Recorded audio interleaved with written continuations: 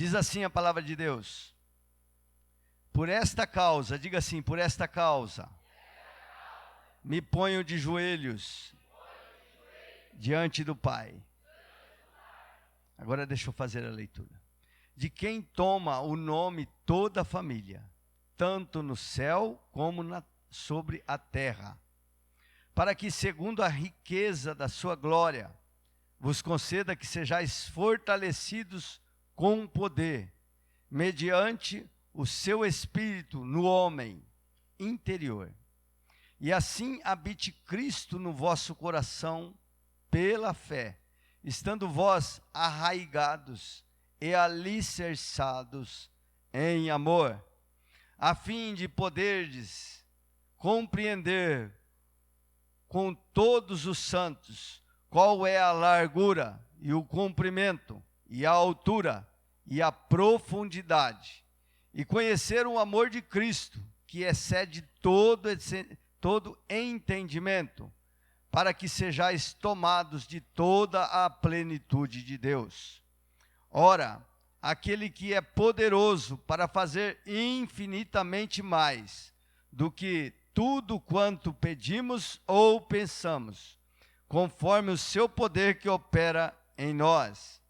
A Ele seja a glória da igreja em Cristo Jesus, por todas as gerações, para todos sempre. Amém. Pai, nós te louvamos pela tua palavra. Te pedimos que o Senhor nos faz de nós um canal de bênção para a tua igreja. O Senhor que conhece a necessidade do teu povo. Ó Pai, em nome de Jesus, eu te agradeço e te louvo. Em nome de Jesus por essa palavra. Amém? Sente-se, por favor. Glória a Deus.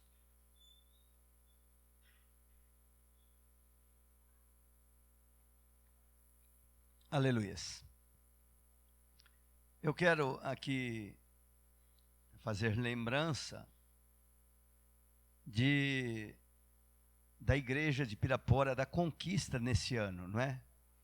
Porque no início, ou o outro aniversário da igreja aqui em Carapicuíba, eu não me recordo muito bem as datas, mas hoje nós temos o Facebook, né, que nos lembra, né, depois de um ano. E agora ele já tem trazido mensagens me lembrando, depois de um ano, não é? Eu acredito que foi o período deste ano, talvez um pouco mais.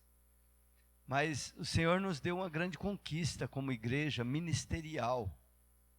Porque nós havíamos comprado lá o terreno, mas com muito pouco recurso para a construção.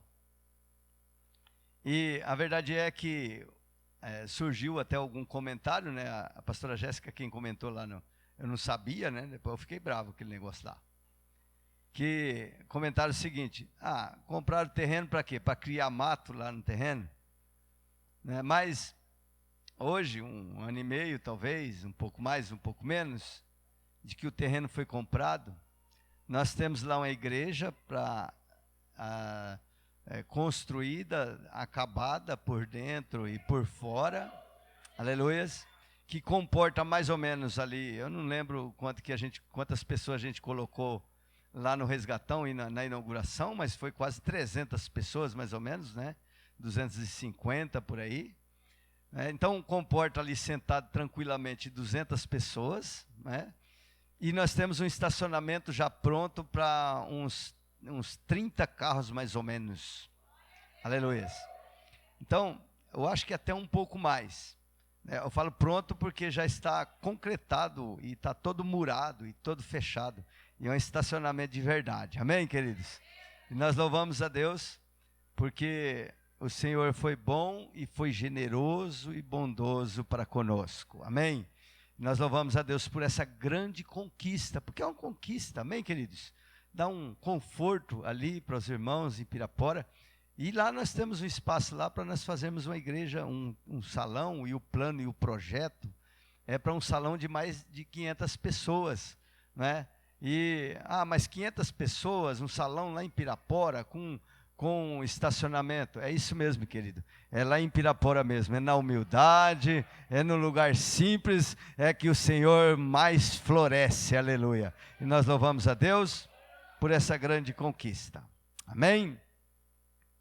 Glória a Deus. Os dias, as horas parecem correr. É verdade ou não é? Temos uma impressão que Deus acelerou ou tem acelerado o relógio do tempo, o relógio na eternidade. E é claro, creio que tudo para cumprir a palavra do Senhor, ou a promessa escrita, deixada escrita em sua palavra, que nos últimos tempos seria tempo de aflição, angústia, onde o espírito do engano, ele estaria atuando com muita intensidade, ao ponto de o próprio Senhor dizer que ele enganaria, se possível, até os eleitos. Até mesmo os eleitos, se possível. E o Senhor abreviaria esse tempo de angústia, de sofrimento. Por amor aos seus, por amor àqueles que ele chamou, aquele que o separou e aqueles que o salvou. E nós somos praticamente quase unânimes em reconhecer que os tempos têm sido abreviados. É verdade ou não é?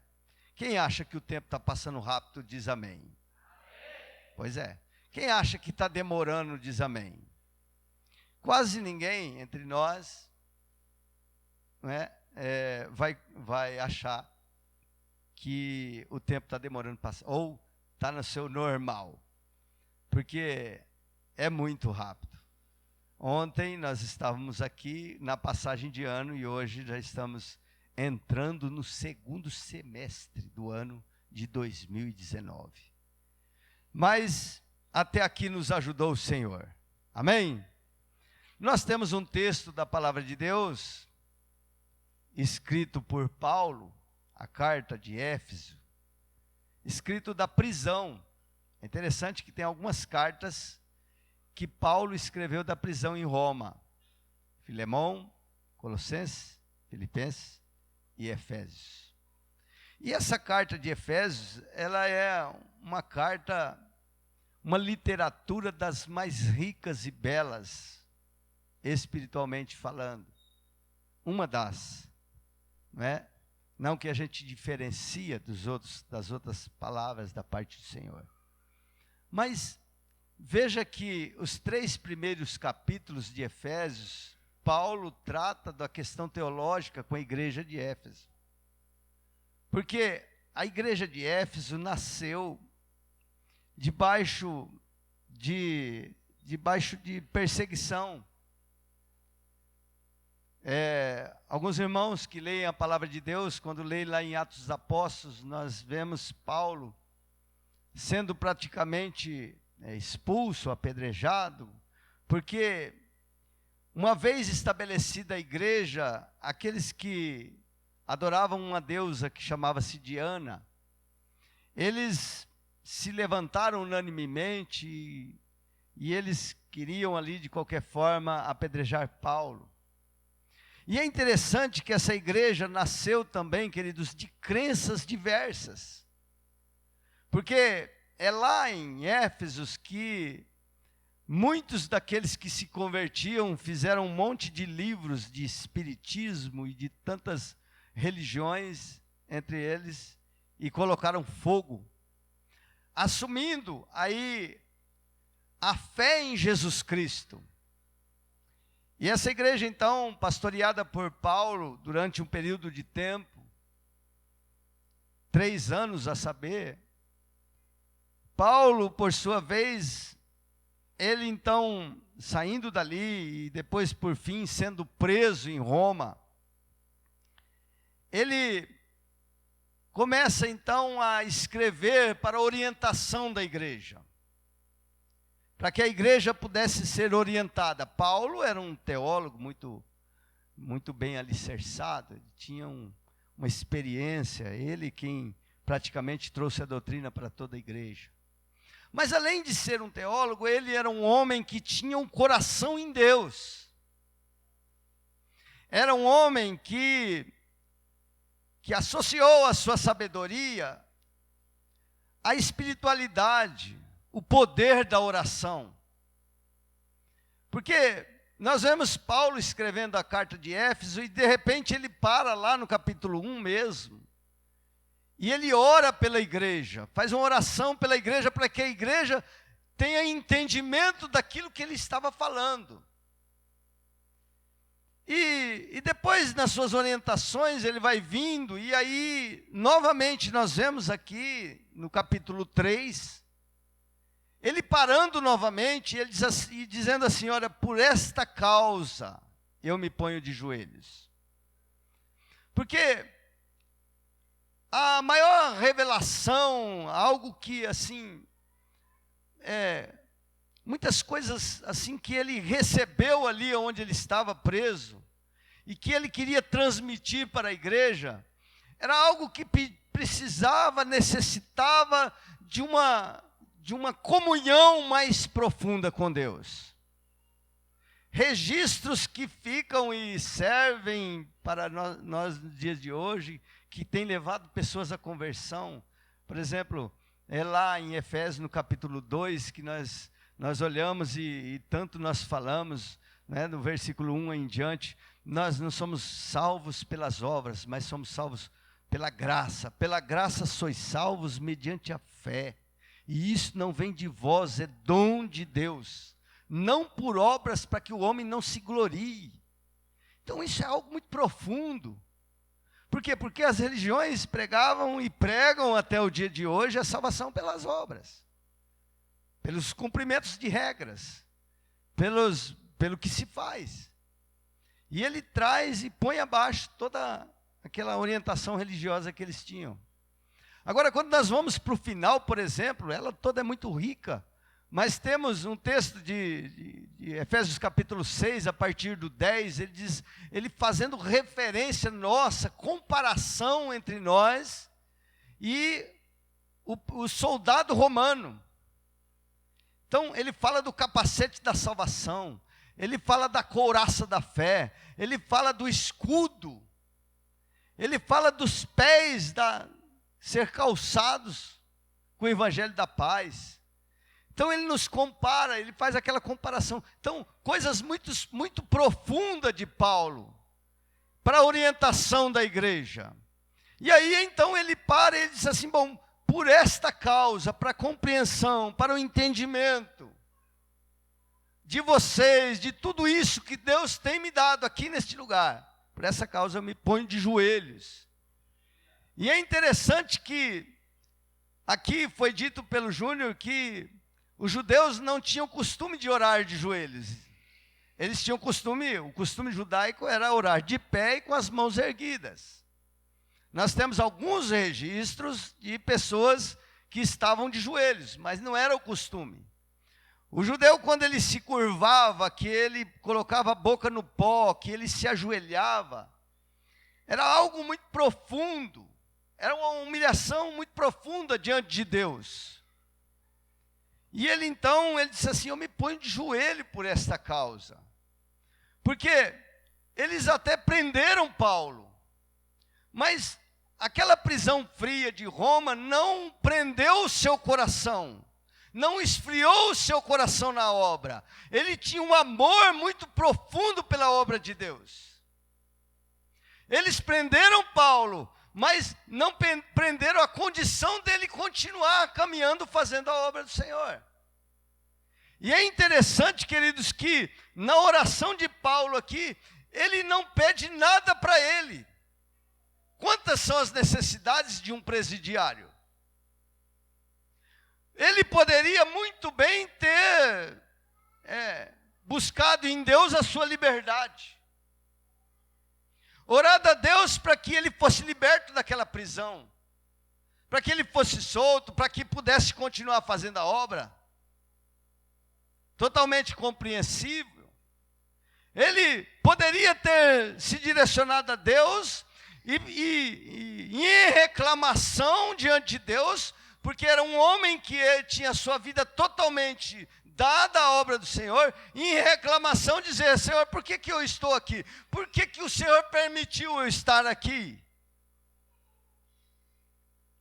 Não, queridos, porque ele sabia, e ele mesmo disse em algumas situações, diz assim: eu sei em quem tenho crido, que é poderoso para guardar o meu tesouro até o dia final, aleluia. A prisão podia tirar a liberdade dele andar, mas não podia tirar a liberdade dele estar na presença de Deus, louvando e engrandecendo o nome do Senhor.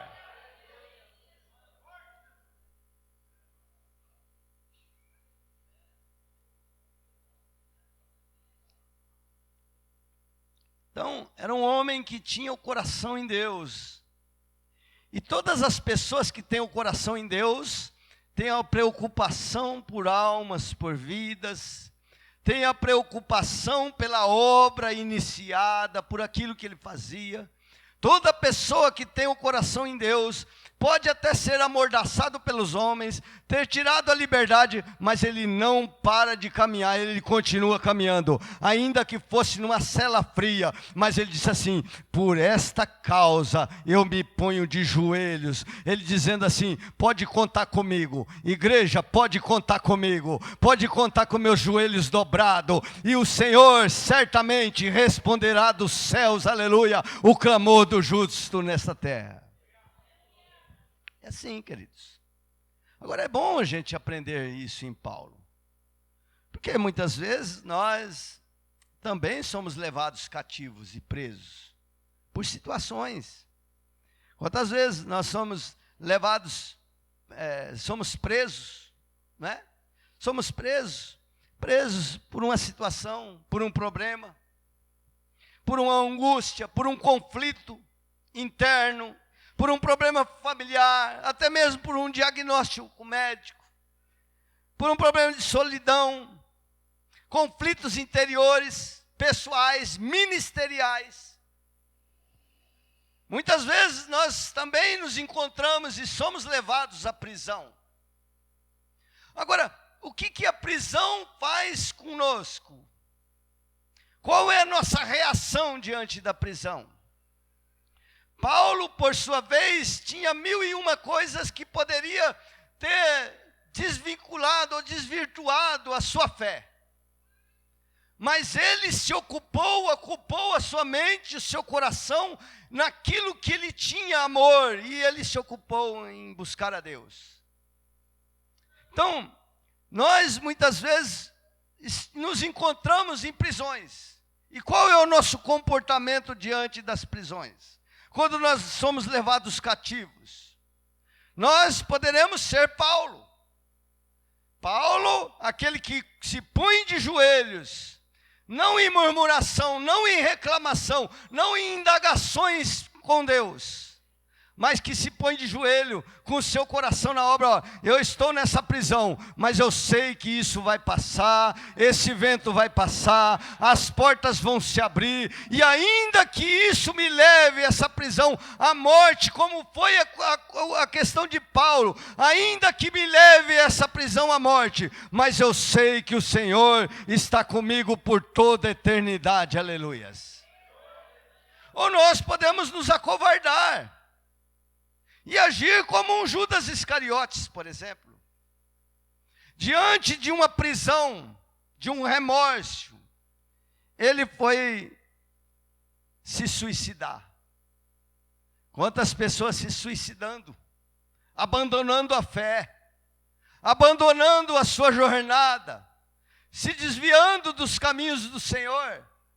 Por quê? Porque foram levados à prisão, estão em uma prisão, e aí não tem a paciência, a sua fé, ele não se ocupa, a mente dele não está cativa em Deus, mas ele deixa se levar pela circunstância. Daqui a pouco está se afastando, daqui a pouco está se desvinculando da fé, se perdendo, se suicidando espiritualmente falando.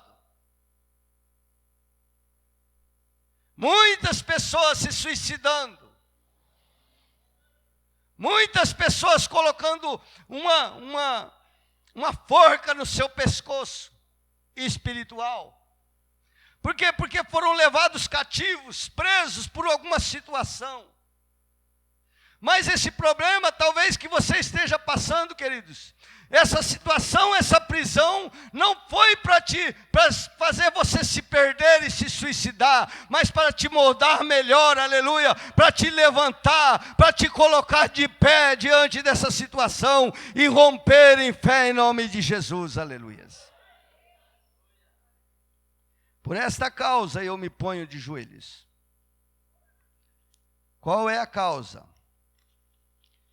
Qual é essa causa? Eu queria fazer aqui,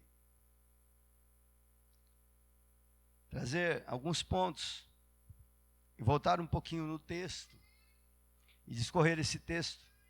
O versículo 13, ele diz assim: portanto vos peço que não desfaleçais nas minhas tribulações por vós, pois nisso está a vossa glória. Não desfaleçais nas tribulações. A palavra de Deus fala para nós sermos pacientes nas tribulações. As tribulações, elas vão vir sempre. Elas fazem parte da vida do cristão e da vida daqueles que não são crentes também. O próprio Jesus diz que o vento vai bater, vai soprar, a chuva vai bater, e aqueles que estiverem praticando a palavra de Deus permanecerão de pé. Mas aqueles que não colocam em prática a palavra do Senhor, eles certamente cairão e grande será a sua ruína. Então, os discípulos de Cristo, por exemplo, queridos, se desfaleceram quando o seu mestre foi morto na cruz, no processo da crucificação. Tanto se desfaleceram, queridos, que ele precisou, e depois de Jesus ressuscitado, várias vezes Jesus ir até eles. Por 2 vezes, o Senhor entra no meio deles, e eles entristecidos, desfalecidos, com medo, e o Senhor se coloca no meio deles e diz: paz seja convosco. E depois de 7 dias, Jesus volta no mesmo lugar, e eles estavam na mesma condição, e o Senhor disse: paz seja convosco. Está na tribulação, está na luta, está na guerra, mas deixa eu te falar uma coisa: Jesus Cristo continua sendo o príncipe da paz, aleluia. Paz seja convosco, aleluia. Pedro sai dali, em vez de voltar à rota, ele vai pescar.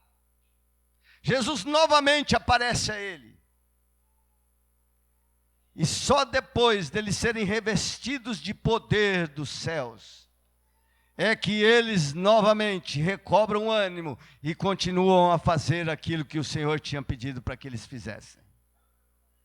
E é interessante que o texto diz assim: e por esta causa me ponho de joelhos diante do Pai, de quem toma o nome toda a família, tanto no céu como sobre a terra, para que, segundo a riqueza da sua glória, vos conceda que sejais fortalecidos com poder. Depois que eles recebem poder da parte de Deus, dos céus, então ali nada mais os parou, e eles foram em frente e caminharam e estabeleceram a igreja do Senhor, doutrinaram a igreja do Senhor, foram mortos por causa da igreja do Senhor, mas nunca desistiram e nem voltaram atrás. Queridos, estamos vivendo dias em que muitas pessoas estão desfalecendo, que estão desfalecidas. E o Senhor disse assim: não desfaleçais. Não desfaleçais. Muitas pessoas, a igreja, uma boa parte da igreja, tem se desfalecido, tem se desanimado. E isso, queridos, é falta de poder de Deus. Não o poder para você tirar benefício de Deus, Não o poder para você ter um status para com Deus, mas o poder para diante da tribulação você perseverar, ficar firme, daqui ninguém eu saio e daqui ninguém me tira, porque Jesus Cristo é o meu Senhor. Isso é poder de Deus, queridos. Nós precisamos ser revestidos de poder mais do que nunca. A igreja precisa de poder. Poder, queridos, para dizer não às tentações do inferno, para se posicionar. O poder, queridos, para se comportar diante de uma sociedade caída e corrupta. A igreja, para avançar, tem que ser de joelhos, se humilhando, dizendo: Senhor, me reveste de poder, de unção, de graça, não para que eu possa ser só beneficiado, mas para que eu possa estar de pé na tua presença diante da circunstância que nos cerca. Vemos uma igreja fraca, queridos. Sabe por quê? Porque nos falta poder. Poder de Deus. Poder de Deus, queridos. O poder de Deus não promove contenda. O poder de Deus não promove divisão. O poder de Deus não promove escândalo. Mas nós vivemos dias em que tudo isso acontece no nosso meio. Mas eu creio, queridos, que o Senhor, Deus dos céus e da terra, que manda unção, que quebra todo jugo, ainda vive e viverá para sempre. E sempre conservará um remanescente que buscará poder de Deus e sempre caminhará na fé, na presença dele. Aleluias.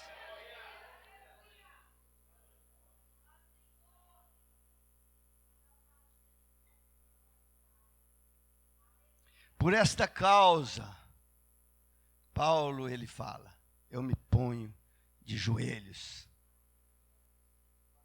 para que vocês tenham poder, poder para não desfalecer, querido. Poder para ser perseverante na tribulação, nas lutas, nas guerras, nas dificuldades. Poder para se manter íntegro, honesto. Poder para caminhar, querido, em retidão. Poder, querido, para caminhar amando as almas do Senhor, aleluias. Poder para dizer não a essas mídias e aos vídeos que são produzidos no inferno. Poder para não viver se alimentando das podridões que o mundo e que as mídias produzidas lá nos átrios do inferno estão sendo feitas para entrar no nosso coração. Poder para dizer não, aqui só vai entrar as coisas do Senhor, aleluias.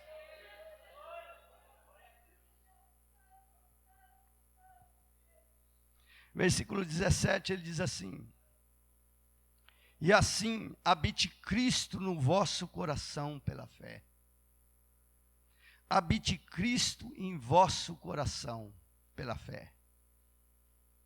Essa palavra, queridos, habite, significa fazer morada permanente, governar, residir. A oração de Paulo pela igreja não era para que os irmãos tivessem experiências passageiras com Cristo, mas que ele, o Senhor, viesse a morar e fazer de suas vidas residência. Residência, mas não residência para morar, simplesmente, mas para governar.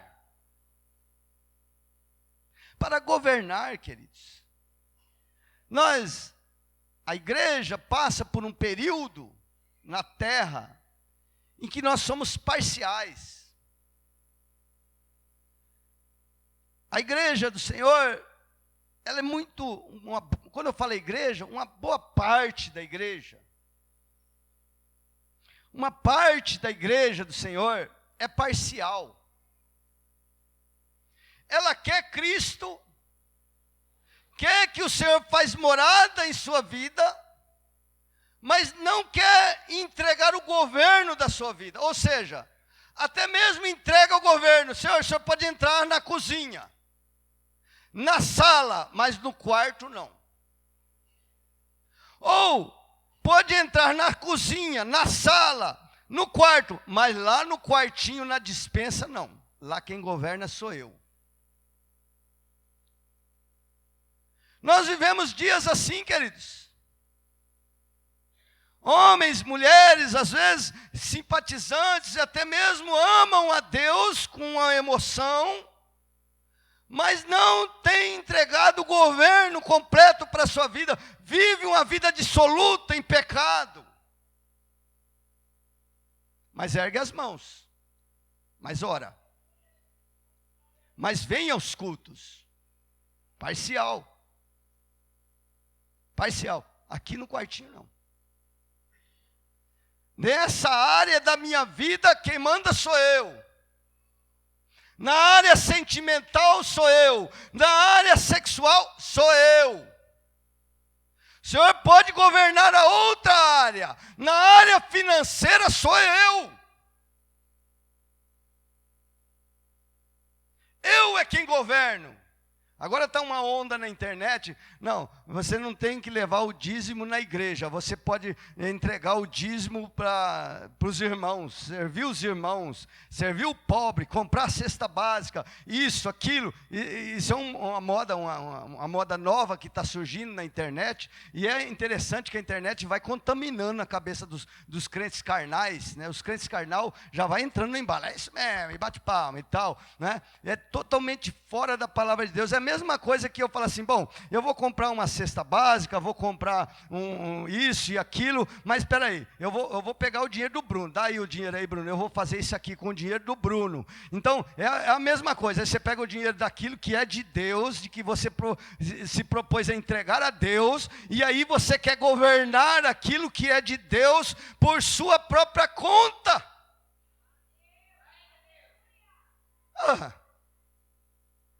É aquela coisa, quer se aparecer com o burro dos outros. Aí não dá, meu irmão. Isso é ser parcial, é você querer governar, mas o Senhor nos chama a atenção. Ele quer entrar na sua vida, habitar no seu coração, governar em todas as áreas. Deixa que eu governo, deixa Jesus governar, que Ele governa melhor do que você, meu irmão. Deixa Jesus governar, que Ele sabe mais do que você, aleluia. Ele conhece mais do que você, aleluia.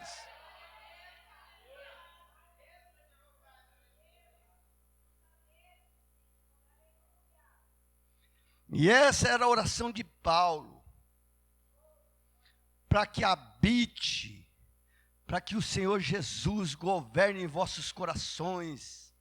Efésios, Novo Tempo, Núclea, todos nós que estamos aqui, que o Senhor governe, entre no seu coração e governe, e você limpe toda a sujeira, faz uma faxina aí, porque Ele não é lixeiro, querido, Ele quer entrar no seu coração e governar, aleluia, na mais alta limpeza, para a glória e louvor do nome do Senhor, aleluias.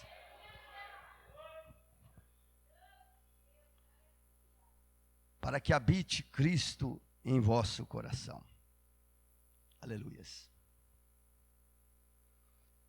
Aí, ele diz assim, continuando, né, o versículo 17, aqui. Estando vós arraigados e alicerçados em amor. É interessante que Paulo usa duas figuras de linguagem, a raiz e o alicerce. Duas coisas que não aparecem, não é?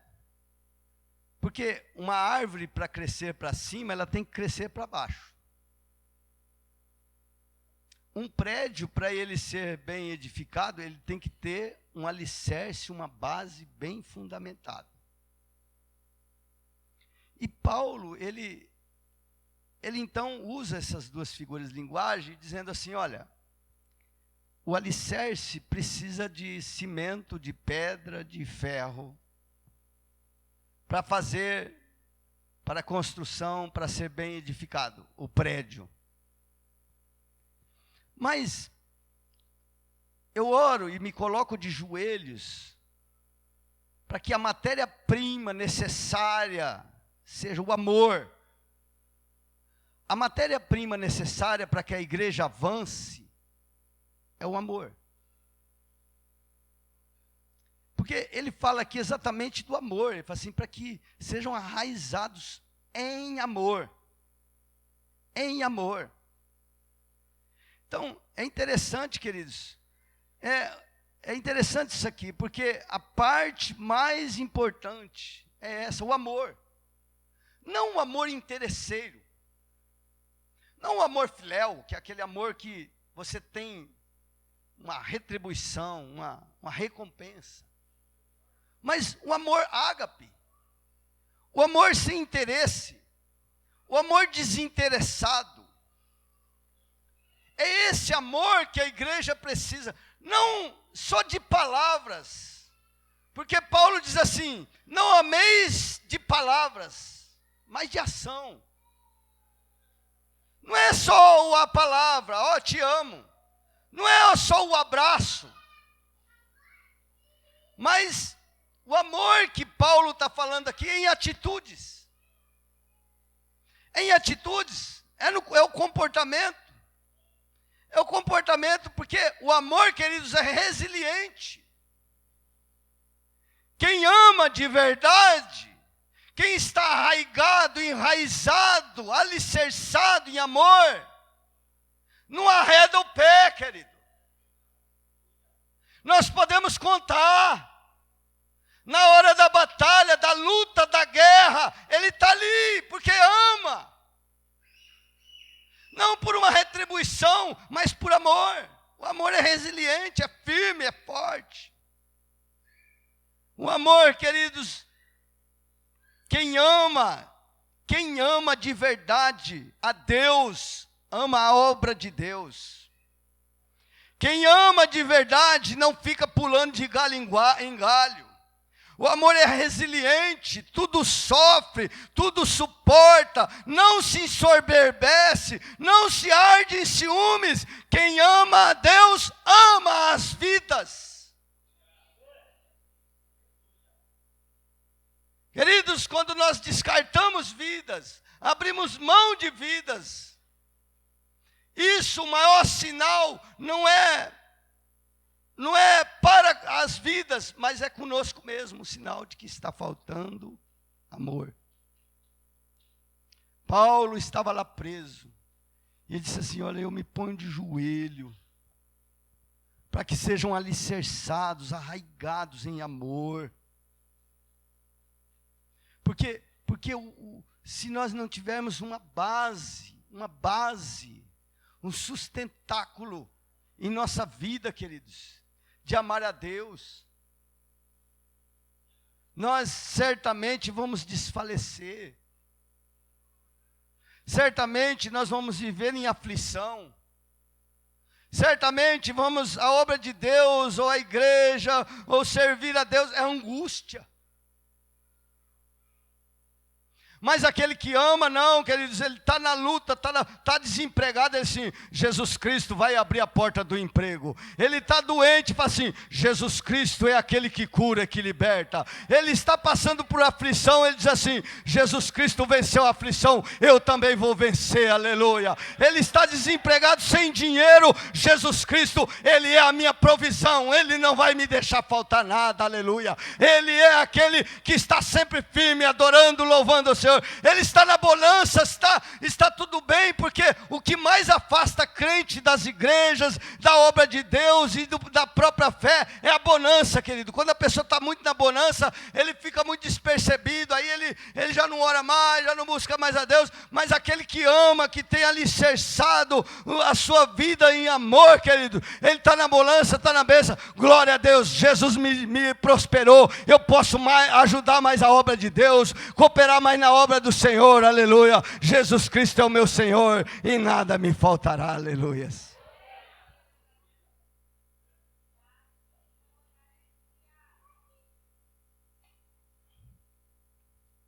É interessante que esse alicerce, o amor, foi a única condição que Jesus pediu para Pedro para ser pastor. Ele disse assim: Pedro, você está disposto a caminhar e a fazer a obra? Você está disposto a renunciar? Não. Pedro, você me ama? É, Senhor. Eu amo, vai. Olha a condição exigida. Pedro, você me ama?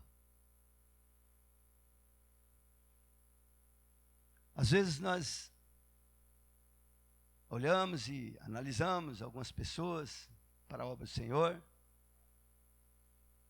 mas às vezes nós nos esquecemos de ter a pergunta básica que o Senhor Jesus usou para separação de obreiro. Você ama Jesus de verdade? Você ama Jesus? Porque se você amar Jesus, todas as outras coisas vão ser assim, muito fácil para você renunciar. Então, seja alicerçado, enraizado em amor. Em amor, querido. Quem ama de verdade não abandona. Quem ama de verdade perdoa. Quem ama de verdade, queridos, estende a mão, vai, peraí, você está caído, mas eu estou de pé, agora eu vou te ajudar a levantar, aleluias. A igreja precisa disso, queridos. Outro dia eu ministrei aqui sobre o paralítico, aqueles homens que carregavam a maca do paralítico. A igreja precisa, nesses dias de tribulação, homens que carregam macas, aleluias, de paralíticos, aleluias, de pessoas que estão caídas, necessitadas, homens que estendem a mão, aleluia, homens que falam assim: peraí, você está aí, mas nós vamos colocar, vou te ajudar a ficar de pé, e nós vamos nos levantar em nome de Jesus Cristo e caminhar, porque Jesus vai voltar e vai nos achar de pé, aleluia. É isso que nós precisamos, ser arraigados. Paulo disse assim: por esta causa eu me coloco de joelhos, porque se vocês estiverem enraizados, arraigados em amor, ou alicerçados em amor, vocês vão avançar, aleluia, vocês vão avançar, e nada vai impedir o avanço da obra do Senhor, aleluias. A igreja não precisa de muito dinheiro, querido. A igreja não precisa de muitas coisas. Nós precisamos é amar. Mas com o amor de Deus, queridos. Com o amor de Deus, aleluias. Aí vamos avançar aqui. A fim de poderes compreender com todos os santos qual é a largura e o comprimento e a altura e a profundidade. Conhecer o amor de Cristo que excede todo entendimento. A fim de poder compreender com todos os santos. Queridos, quando isso aqui, todos os santos, se refere a uma comunidade. Só nós arraigados em amor, alicerçados, é que nós podemos, queridos, nós podemos congregar. Mas quando eu falo congregar, é conviver.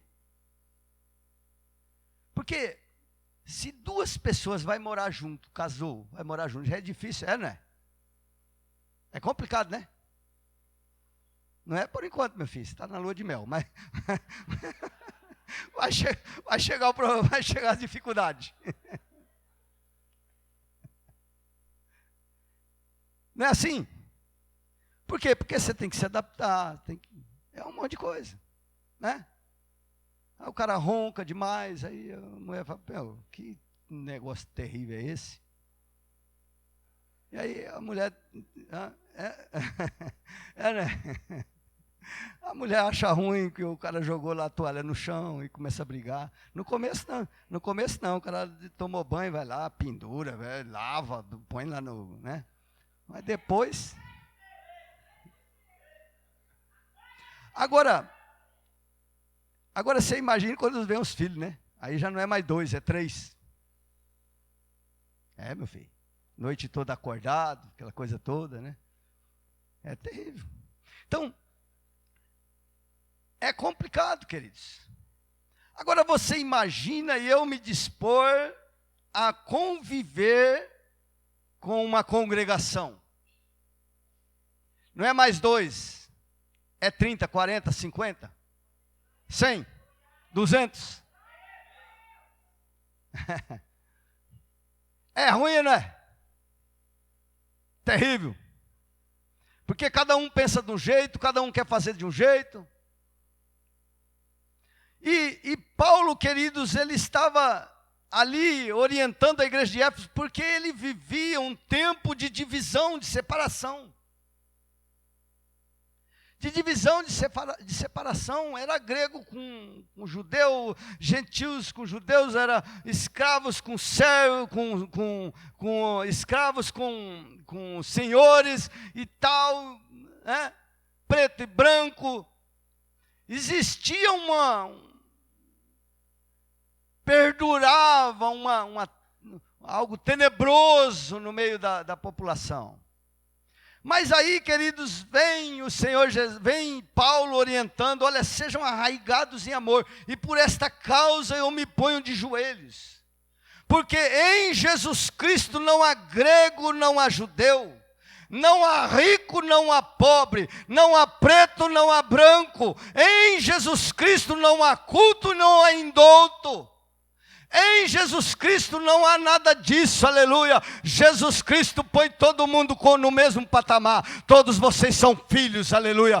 Filhos do Senhor. Eu os chamei para ser filhos. E quando nós somos chamados e arraigados em amor, nós convivemos uns com os outros, ainda com as nossas diferenças, ainda com os problemas, ainda às vezes não aceitando muito o comportamento um do outro, mas em amor, queridos, o Senhor ordena a bênção para sempre, aleluia. E eu creio que esse ordenar a bênção para sempre é viver em comunhão com o Pai entre os irmãos, aleluia. Louvado seja o nome do Senhor.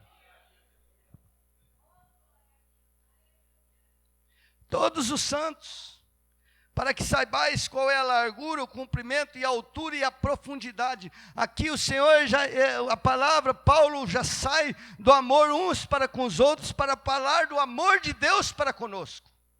Para que nós compreendamos o amor de Deus para conosco. Qual seja a largura.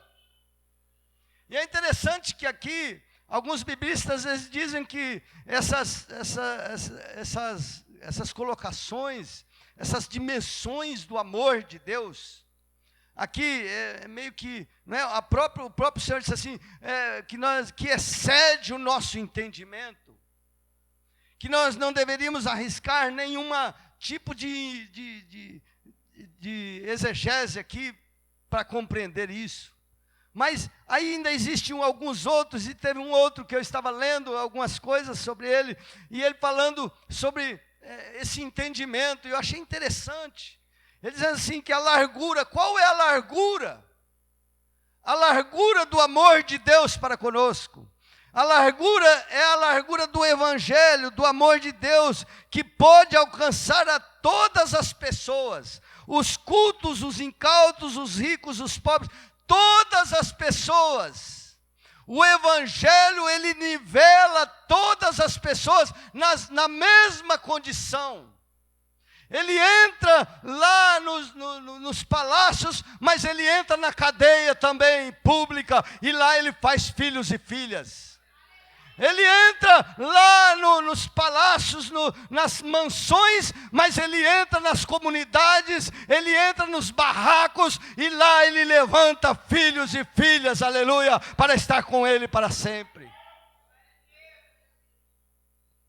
Então, a largura do amor de Deus, aquela que abraça todas as pessoas, independente de cor, raça, abraça as nações, povos, línguas, todas as pessoas, aleluias, estarão diante do Senhor aquele dia, uma igreja, e eles vão assim: quem é esses aí? Quem são esses que estão de branco? Esses aí são os que venceram a grande tribulação, raças, povos e línguas que venceram a grande tribulação, estão na minha presença, aleluia. Qual é o cumprimento do amor de Deus? O amor de Deus, Ele nos amou com amor eterno, queridos. Ele diz assim: com amor eterno eu te amei. Sim, o Senhor nos amou desde a eternidade, antes da fundação do mundo.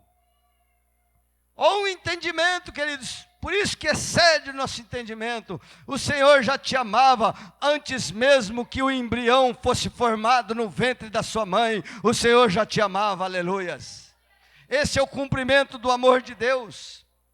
Esse é o cumprimento. Ele diz lá em Mateus 25, lá no versículo 34, ele diz assim, lá na hora que ele chama aqueles que no dia do juízo, ele vai dizer a uma parte deles que estarão à direita, eles vão dizer assim: vinde benditos de meu Pai, entrai na posse de meu Pai, que está preparado antes da fundação do mundo, aleluia. Eu te amo antes da fundação do mundo, já preparei um lugar para você. Este é o cumprimento do amor de Deus. Qual é a altura do amor de Deus? Ele nos tira, queridos, do lamaçal do pecado, e nos lava em seu sangue, e nos coloca junto a Ele, como príncipes, nos dá novas vestes, nova vida, porque nós estávamos mortos, nossos delitos e pecados, nós estávamos lá caídos no lamaçal, no brejo da vida, queridos, mas Ele nos tirou, muitos de nós da prostituição, muitos de nós no vício da cocaína, muitos de nós no vício do cigarro, do vício da bebida, entre outros vícios, estava aprisionado. Ele foi lá, estendeu as mãos e deu um banho no sangue de Jesus Cristo, aleluia, e colocou sentado junto a Ele. Esse é o cumprimento, a altura do amor de Deus. Qual é a profundidade do amor de Deus? Ele foi até o Hades, queridos, até as últimas consequências. Ele sorveu a ira de Deus até a última gota por nós, sofreu a angústia da morte, a própria morte, Ele sofreu, Ele foi às últimas consequências. Essa é a profundidade do amor de Cristo por você, queridos. Ele sofreu, mas Ele, queridos, essa é a profundidade do amor de Deus. Foi as últimas consequências para que você hoje estivesse aqui sentado bonitinho aí, glorificando e exaltando o nome do Senhor, aleluias.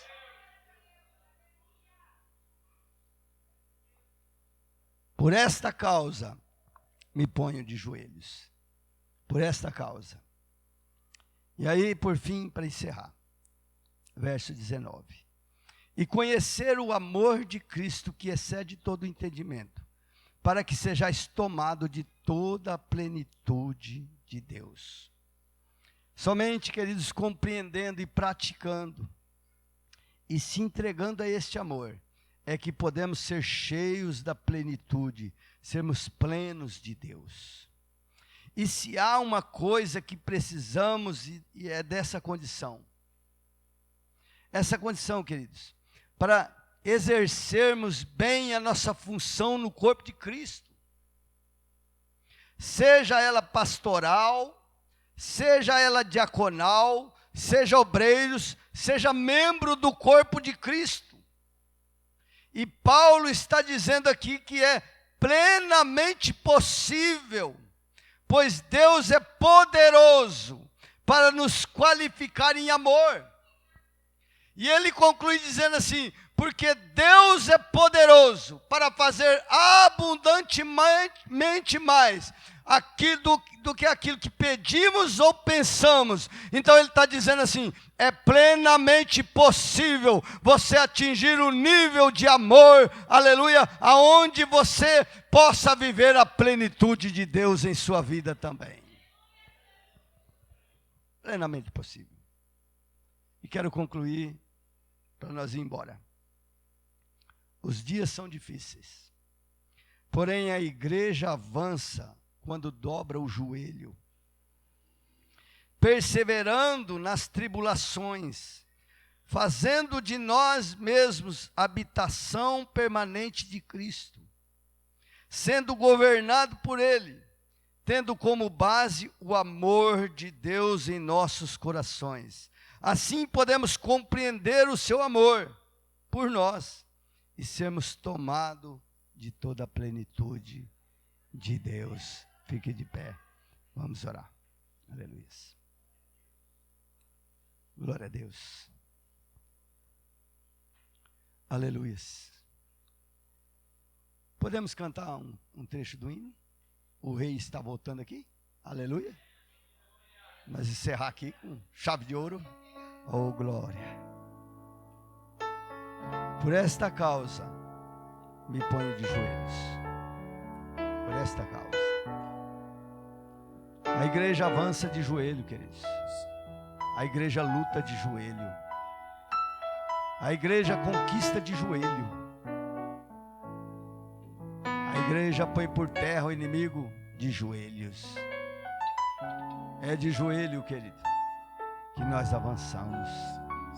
E que nós vamos continuar avançando, em nome de Jesus. Quanto foram as lutas, as dificuldades dessa igreja desde o ano de 99 que estamos aqui. Quantas foram as lutas? Quanto foram as dificuldades? Nós até mesmo, queridos, nós, quando eu digo eu, até mesmo tive momentos de fraqueza. Momentos em que, muitos momentos, que a vontade era desistir. Mas de joelhos, queridos, sempre de joelhos, aleluia. O Senhor nos deu a vitória e revigorou as nossas forças para que nós pudéssemos avançar, aleluia. Glória a Deus, aleluia. E nós vamos em frente, em nome de Jesus. E muitas outras conquistas Deus tem para nossas vidas, amém? De joelhos nós vamos conquistar, em nome de Jesus, amém. Glória a Deus, vamos lá. Oh, aleluia.